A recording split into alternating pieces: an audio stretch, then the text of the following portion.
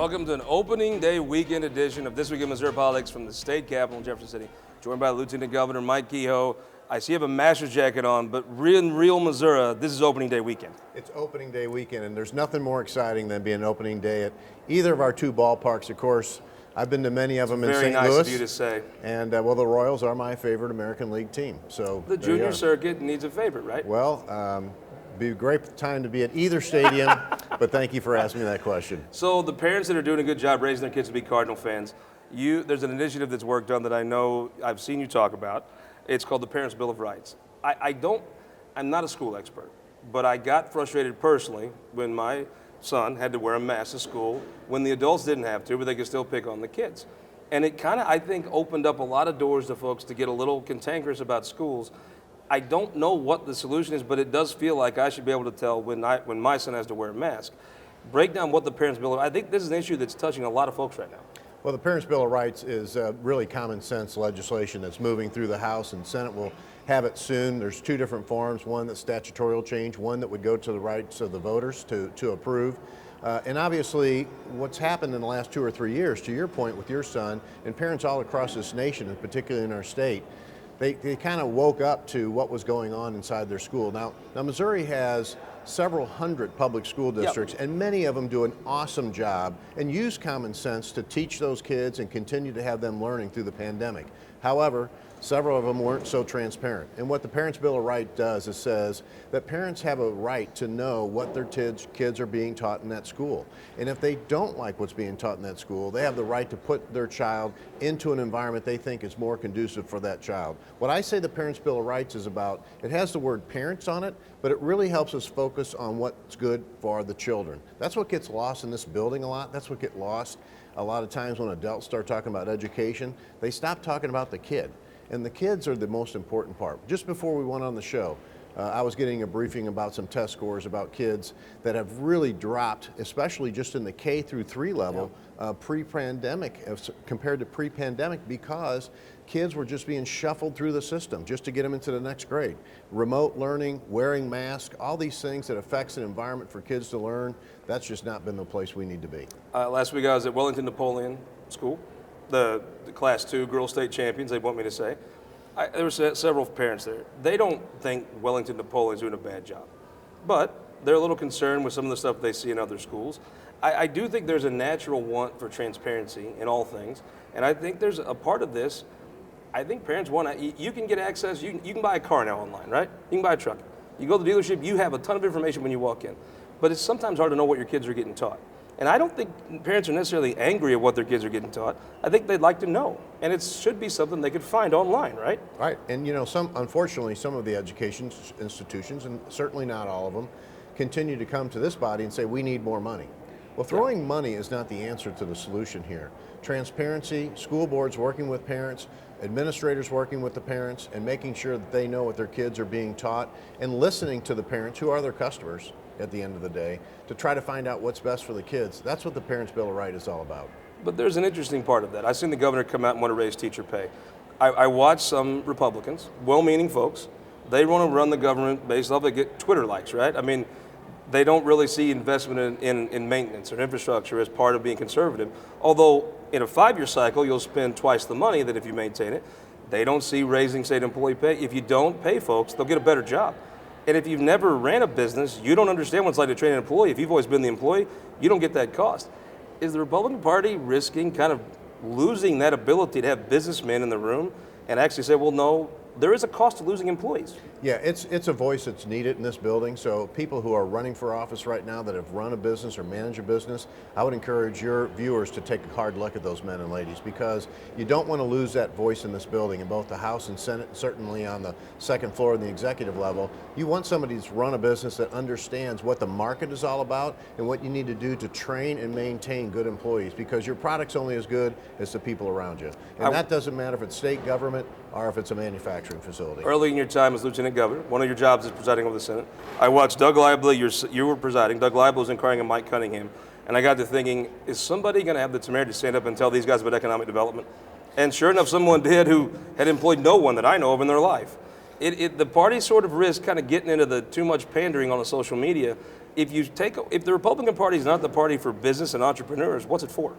Well, the Republican Party is for good conservative values, and those conservative values bring economic development to our state.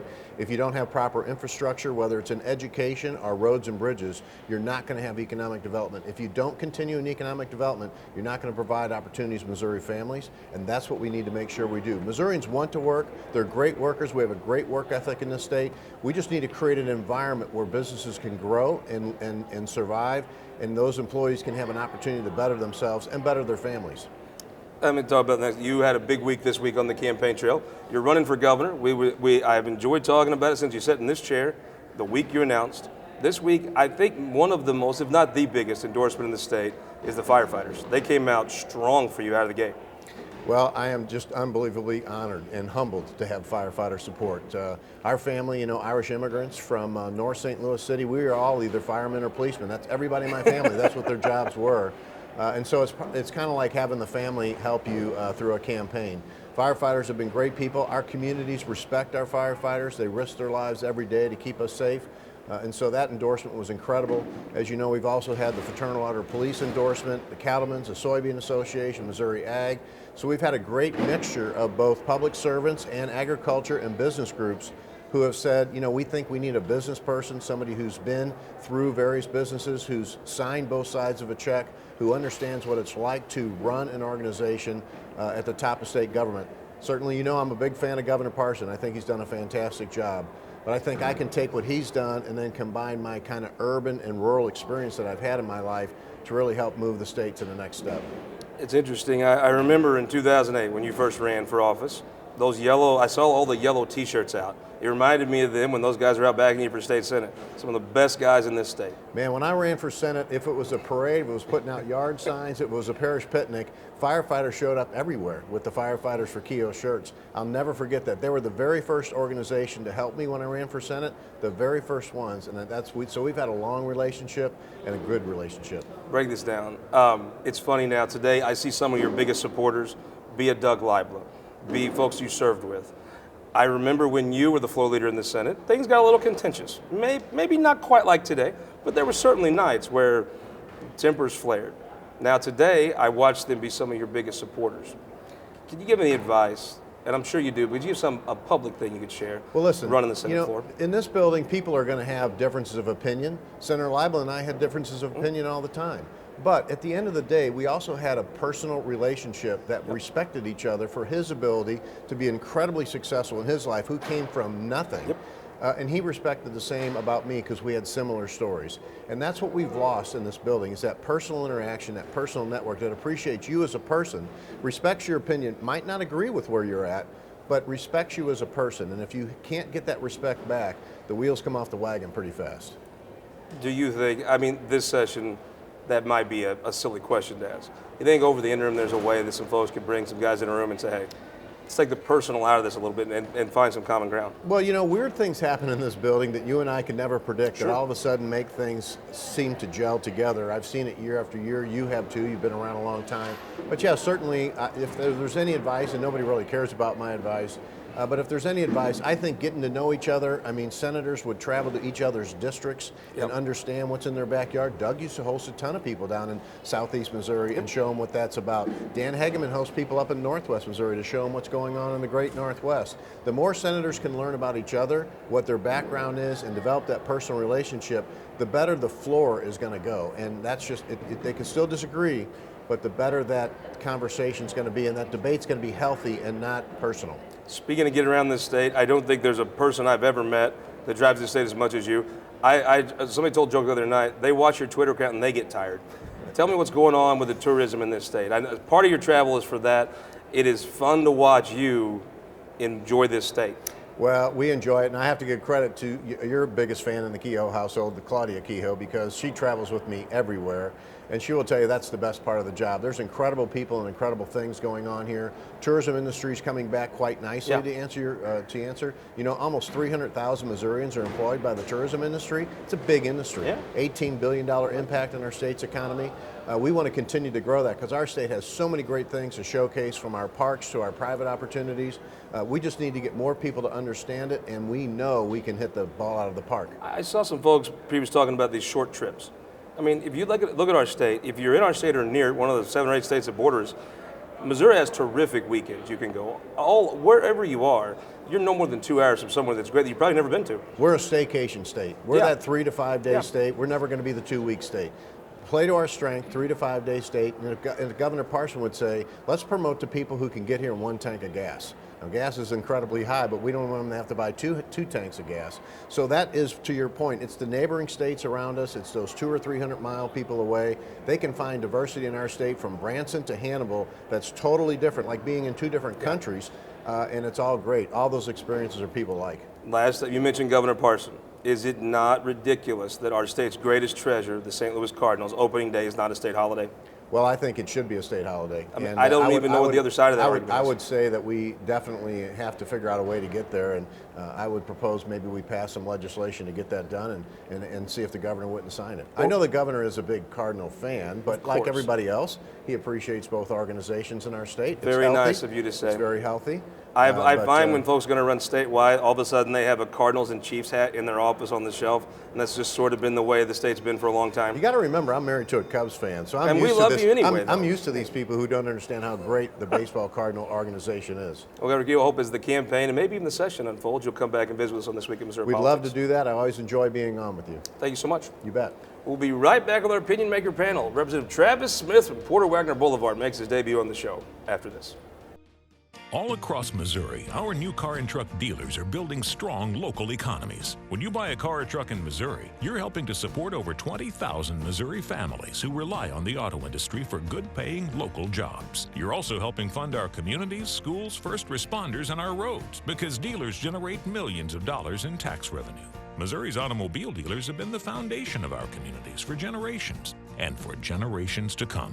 The Missouri Automobile Dealers Association, the heart of Missouri. For more than a century, the St. Louis Carpenters Union has shaped our communities. Through trusted alliances, we deliver skilled professional craftspeople while our business partners provide the kind of quality jobs that keep our economy humming. It's a blueprint that has worked since 1882. Turning Missouri into a right-to-work state stalls progress, wipes out jobs, and kills momentum. Right to work is wrong for everyone. Let's keep Missouri moving forward. Visit carpdc.org to learn more. Your energy needs are changing. That's why at Ameren, Missouri, we're not waiting on the future. We're building it with the Smart Energy Plan, advancing thousands of projects across the state, helping reduce emissions through cleaner energy sources, boost reliability with self-healing equipment, and better withstand storms with new composite poles. Moving Missouri forward and bringing us all a little closer together. That's energy at work. Ameren, Missouri. Welcome to This Week in Missouri Politics from a very busy state capital. 2 folks for the first time on the show. Representative Travis Smith down in God's country, Howell County, Porter Wagner Boulevard. Welcome to the show. Douglas County, Ozark County, Taney County. Got them all. Thanks for having me. Camellia Peterson, I know you from Twitter. What do you do when you're not tweeting sarcastic and funny things? I work mostly in grassroots engagement with people on the ground, and then I'm also the editor of the Libertarian Republic. And we got to just say, you're not direct blood kin to Austin Peterson. No. Ideologically, maybe kin, right? Yes. Betsy Fogle, Representative of Springfield, welcome back, and terrific Yes, shirt. opening day. The fashion plate of this panel. Brian Treece, the Mayor of Columbia, congratulations on a tremendous job. Well done. Thank you, Scott. It's been a great honor to serve, and I'm proud to be back on your show. Betsy, you're on the Budget Committee. What did the House put in the budget, and what did it leave out? Absolutely. So the House perfected the budget yesterday. There's a lot of great stuff in there. We have some teacher pay increases, some increases for nursing homes and facilities that take care of our state's most vulnerable. A lot of great stuff in the state budget. I think today when we third read, what you'll hear from my side of the aisle is we still are leaving quite a bit of money on the table, about $1.8 billion in general revenue. And the Democrats yesterday offered some creative ways that I think would leave some. You got some money to spend that money, I reckon. We had, in a short way, yeah, we got some ideas. Is this going to be the first time that you third read a budget in your career, but maybe the career of even Peter Meredith, where you're not talking about Medicaid the whole time? Yes. Camellia Peterson, when we talk about this state budget, there's 4 or 5 things I think when I think of you. That gas tax put a burr in your saddle, didn't it? Yes, it did. We don't need more money in the Department of Transportation right now. There's plenty of money there to fix roads and bridges. We just got to. Is there really? Yes, they just need to allocate it. The legislature can do that. And so there's money you would say take out of schools and other colleges and stick it into the highway department, right? How much did she just say that they haven't used yet? Plus that influx of federal funding that is coming in over the next few years on top of that. And it may be a small thing, but I think that it's not that we won't ever need to have a tax for roads. Yeah, I get that. But right now I think is not the time for it, and we don't need it. And frankly, I think the way they did it was underhanded. The people had voted it down, and yes, I'm saving my receipts. Are you going to do it? I am going to do it. See, even if I actually think you need to build you got to run things like a business at some point. You can't run the government on Facebook likes. But I think at some point, even if I had a burn on my saddle, I'm no way responsible to save these receipts. I think they knew that when they did it, because I think I may be representative of Missourians. You're far too organized, I think, to represent at least Southern Missouri, right, Travis? Stubborn. Travis, there's something that you and I are kin folks, not just kin folks on. You and I know where 60 is. We also know 142 that runs down. Correct. Rural broadband. It is just, it's the one thing the government can do that there's no way there'll ever be an economic reason to do it. It would change the lives of rural Missouri. We have to have it. One of the things we found out, and we talk about free market up here quite a bit, there is no market there because there's not enough people. Yep. I have 37,000 people in each political district, state representative. My new area covers 4 counties, 83 miles of Arkansas frontage. ISPs internet service providers can't be down there because they can't make any money. So the only way to do it is through the cooperatives. So back in the day, you couldn't have built the roads to rural Missouri to get to town. Correct. We had to build roads. Then you had to build, the co-ops had to build electricity. There'd be parts of the state that still didn't have electricity. And now you change the whole dynamic of this state if you give folks a chance to have good jobs from good rural Missouri areas. And the first thing every realtor from Southern Missouri will tell you when they get a question, someone asks about a piece of property, is how's your internet? It's something people have to have. It's no longer a luxury, it's a necessity.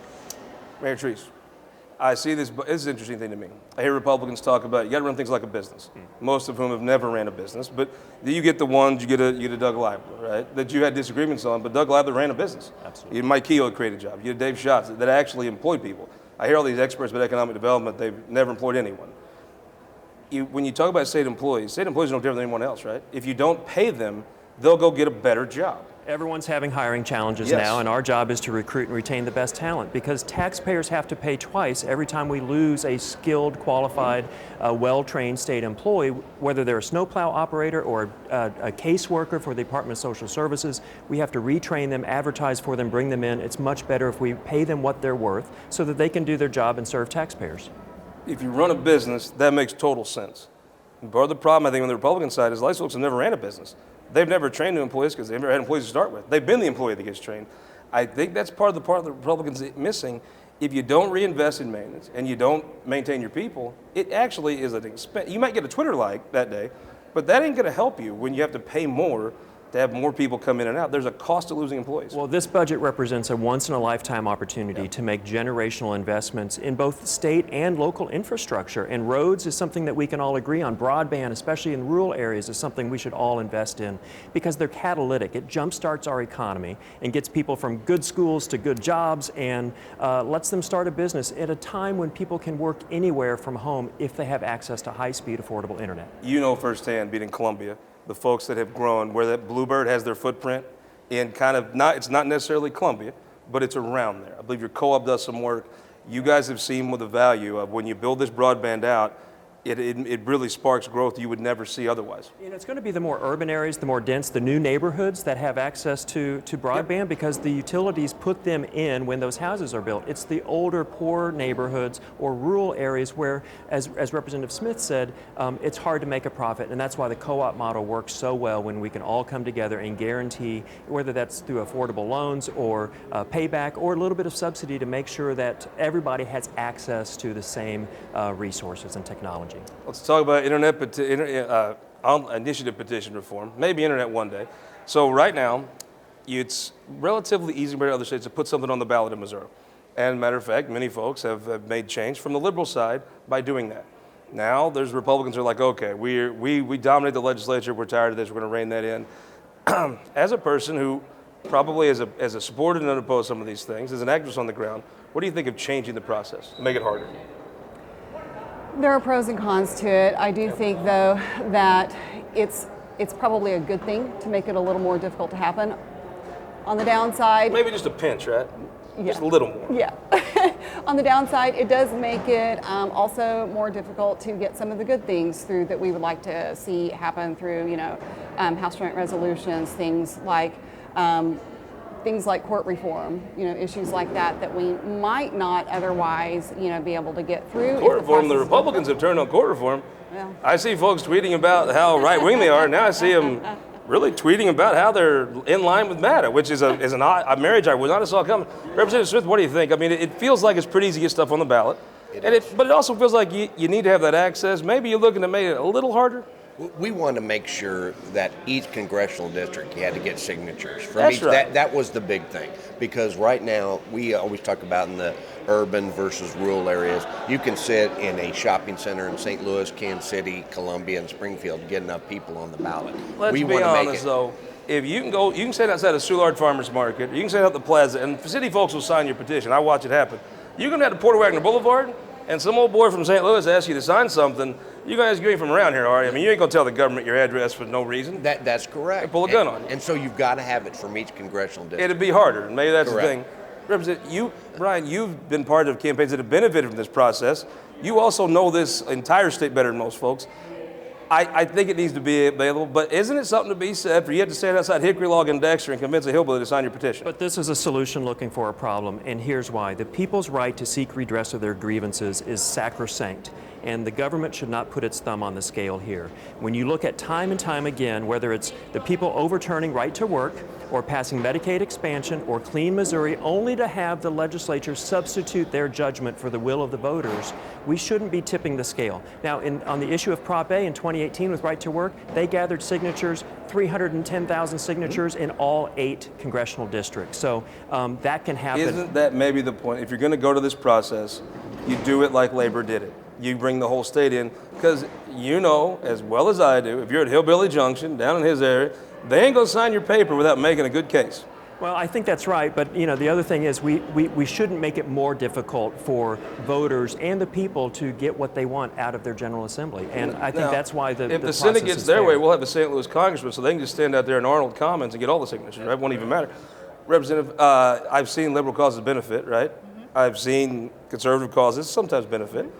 The initial petition process, it feels like you could make it a little harder, and you wouldn't preclude it, but you make it a little harder. Yeah, so I think it's important to remember that the pendulum here in the state of Missouri will swing back. Right now, of course, we have a Republican governing majority, which means that typically liberal ideas are getting placed on the initiative petition process, but that will change. And any change we make now will influence when Democrats are the governing majority and make it harder for some conservative ideals to get back on the ballot. I've seen your Twitter because it's funny and I like it. Also insightful, but I'm more simple, so funny's for me. I see there's a thing where right now I feel like the medical marijuana is going to be expanded to recreational marijuana, but they kind of want to do it through the same process they did medical. Some folks I've seen have a beef with that. Representative Hicks, we almost had pinch hit here. I think he's got to burn under his saddle about that. Tell me your position on it and how this affects the initial petition process. Right. So,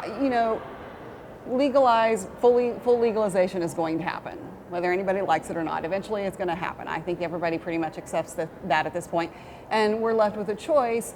Are we going to have a ballot measure that is bad for Missouri, that adds more to our Constitution, like the medical marijuana measure was not good either, and now it's enshrined in the Constitution.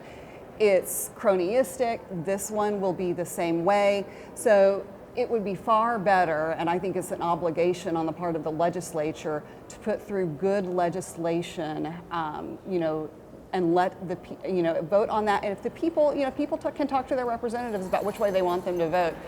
But I think that that's an obligation that the legislature has to prevent bad measures that come on, because you give a lot of outside funding that comes in and pushes those. And shouldn't you have to come down and ask us hillbillies to sign your petitions? Come on down, we're nice folks. We ain't gonna sign them, but we're nice folks. Yes. We'll tell you no, bless your heart style. Mayor, give me a prediction. Do they change the process this year? I don't don't think they do, and again, I think we need to preserve the people's right to. Do they change it next year? That's possible. What happened? That bill passed this year through the Senate? No, Next year? possibly. Wait, do they change the process this year? I don't know. Are they going to get credit from you if they change the process next year? Credit from me? Yes. Sure. You do it this year? Upcoming years. Yeah, I think there's a whole bunch of folks in the upstairs on the third floor that think maybe next year is my time. And the one thing I hear is it's got to help veterans. If we do something like that, we've got to do something you go. helping veterans. I mean, tell me about you've monitored several bills on school choice. One of them, a House bill from Brad Pollitt, good guy from Sedalia, is moving through. It seems like that may be something that has a chance. Yes, so we would like to see school choice expanded, in Missouri. It's actually incredibly difficult to do for, something that's on the, Republican platform. It's very difficult to do here. Does anybody know what Republican platform is? I mean, Yeah, these are the I people don't that can't know. decide if Well- they're against domestic violence. I mean, the We would cluelessness of that can party. we have a little school choice, please? Just a little. We would like to Brian, exceed. Jay, what if all the St. Louis folks had all the school choice they could have, and you just left us rural Missouri folks? Would that work, Travis? Just the Zizzers don't need help from some groups from Washington. Tell them how to run their school. Zizzers are doing fine. Look, we don't improve our public schools by starving them. And if we want to improve our public schools, we need to pay our teachers more, we need to have new, up-to-date buildings, and we need to give technology to classrooms and students Betsy, and if families. St. Louis folks want to starve themselves, let them, right? That's a trick question. Well, it's not a trick because we're about out of time. Mr. Mayor, who won the week? Mike Kehoe won the week. He got a game-changing heavyweight endorsement from the firefighters over 2 years ahead of the next cycle. I think the It's a difference firefighters are one of maker. the most, maybe one of the, if not the most impactful endorsements in the state. Absolutely. They bring finances, but they hit the ground. Those yellow shirts, I remember 2008, they were the only group really out there for him. But you could tell because the firefighters are a heck of an endorsement. I was always proud to have their endorsement. Who won the week? I would say House budget dims. We got over $100 million in our projects put into the budget 2 days ago or yesterday, and I'm really proud of that. More importantly, you represent the Cardinals well today. And of course the Cardinals, yeah. Who won the week? Well, grassroots are close to my heart, and so I'm going to pick the activists and Mary Elizabeth Coleman in Jefferson County because they, through a lot of work, defeated an additional tax. Who won the week? Louis Riggs, he got $125 million more for Well, he's broadband. been a champion. Yes, he has. I'm going to say person on our panel here, Brian Treece. Served the city of Columbia very well through 8 incredibly tumultuous years. I really think set a high benchmark for what you can do as a mayor of big Missouri City. We'll see you next week from our St. Louis studios on This Week in Missouri Politics.